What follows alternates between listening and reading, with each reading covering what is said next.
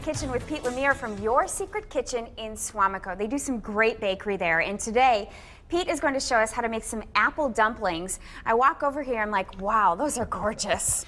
Apple dumplings at this time of the year are the perfect dessert. It's just a little early for pumpkin pie, and that's usually good for a week. But the apple dumplings can be done traditional, and they can be done so that they fit an elegant meal. You can serve them in stemware.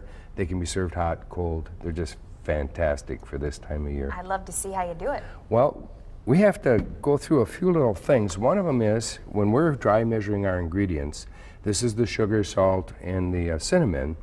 We like to run that through a sieve before we actually start to incorporate it.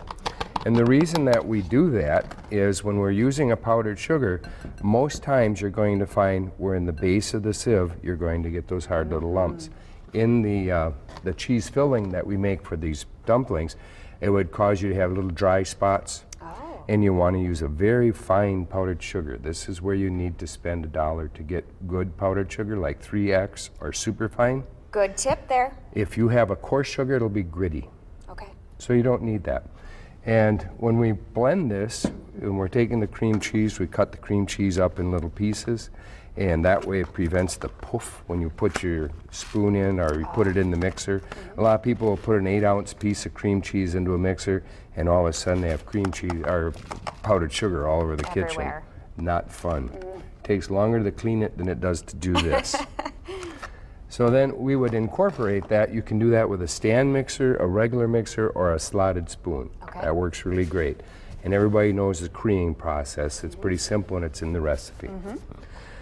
After we have that creamed, then we're going to take our puff pastry square. That's a 5x5. You can buy them any frozen case in town, and just kind of press it out. We don't want to get it real uneven, but press nicely. We have already peeled and cored some apples, and these are the Granny Smith apples. Normally, when you core the apple, if you use a spoon or something like that to try and get the cream cheese mixture in, you got a real mess.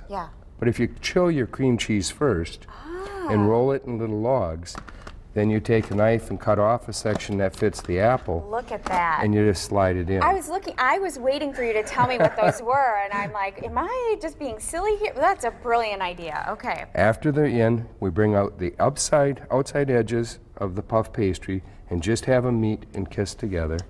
Just meet and kiss. And then we turn each base in the same direction so that we have a completed turnover. And then they go into a large muffin tin. And those will bake at 375 for 25, 30 minutes until they're nice golden brown like this color. Wow, this is absolutely fabulous. I honestly, I feel silly. I don't think I've really ever heard of apple dumplings like this. If you were from Austria and Bavaria, you would absolutely die for the apple dumplings. They come every fall. They're gorgeous. They're gorgeous. And Pete has shared the recipe with us, so you'll find it right now on fox11online.com. And he'll be joining us in our next hour to, we're going to get creative with some sugar cookies, right? Yes, we are. Looking forward to it. We'll be right back. You're watching Good Day Wisconsin.